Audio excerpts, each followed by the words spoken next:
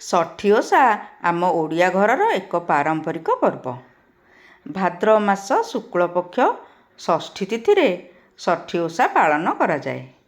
ଏହି ବର୍ଷ ଅଗଷ୍ଟ ମାସ 29 ତାରିଖ ଶୁକ୍ରବାରରେ ଏହା ପଡ଼ିଛି। ପିଲାମାନଙ୍କର ମଙ୍ଗଳ ମନାସି ତଥା ନିରୋଗ ଜୀବନ କାମନା କରି ମାଆମାନେ ଏ ବ୍ରତ ପାଳନ କରନ୍ତି। ମାଆମାନଙ୍କର ବିଶ୍ୱାସ ଥାଏ ଯେ ଷଠି ଦେବୀ ସେମାନଙ୍କ ପିଲାମାନଙ୍କୁ ଘଣ୍ଟ ଘୋଡ଼ାଇ ରଖିବେ। ଏଥିପାଇଁ ଆମକୁ କିଛି ଡାଳର ଆବଶ୍ୟକତା ପଡ଼ିଥାଏ। ସାରୁ, ଅପମାର୍ଗ, ବଜ୍ରମୂଳି, ଆମ୍ବ, ବରକୋଳି, ଅଁଳା ଓ ଓଲୁଅ ଆଦି 7 ପ୍ରକାର ଡାଳର ଆବଶ୍ୟକତା ପଡ଼େ। ପ୍ରଥମେ କଳସ ସ୍ଥାପନା କରାଯାଏ। ତାପରେ ଶିଳ ଉପରେ ଗୁଆ ରଖିକି ନହେଲେ ହଳଦୀରେ ପ୍ରତିମା କରି ମାଆଙ୍କୁ ସ୍ଥାପନା କରାଯାଏ।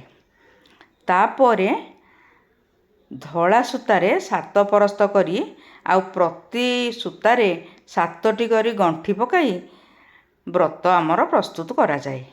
ଏହି ବ୍ରତଟି ପିଲାମାନଙ୍କୁ ପୂଜା ପରେ ବନ୍ଧେଇଲା ପରେ ପିଲାମାନେ ଏଗୁଡ଼ିକ ହାତରେ ଧାରଣ କରନ୍ତି। 7 ଦିନ ପର୍ଯ୍ୟନ୍ତ ସେମାନେ ଏ ବ୍ରତଟାକୁ ହାତରେ ଧାରଣ କରନ୍ତି।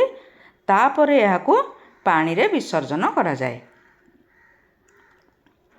ସମସ୍ତ ପ୍ରକାର ଡାଳ ଯେଉଁ ଆମେ ପ୍ରସ୍ତୁତ କରିଥାଉ ସଂଗ୍ରହ କରିଥାଉ ସେ ଡାଳକୁ ପ୍ରଥମେ ବାନ୍ଧି ମାଆଙ୍କ ଉପରେ ରଖି ତାପରେ ପିଲାଙ୍କ ପିଠିରେ ଆସ୍ତେ ଆସ୍ତେ ବାଡ଼ାଯାଏ।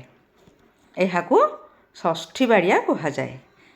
ଏହାଦ୍ୱାରା ପିଲାମାନଙ୍କ ଶରୀର ବଜ୍ର ପରି ଟାଣ ହେବ ବୋଲି ମାଆମାନଙ୍କର ବିଶ୍ୱାସ ଥାଏ।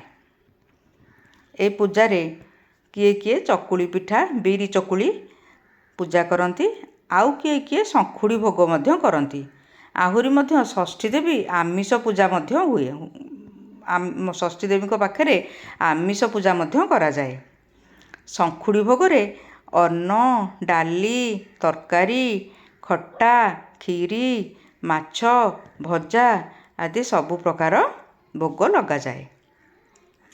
ଆଉ ଶେଷରେ ସମଗ୍ର ପୂଜା ହୋଇଥିବା ସବୁ ଫୁଲ ଓ ପାଣି ସାମଗ୍ରୀକୁ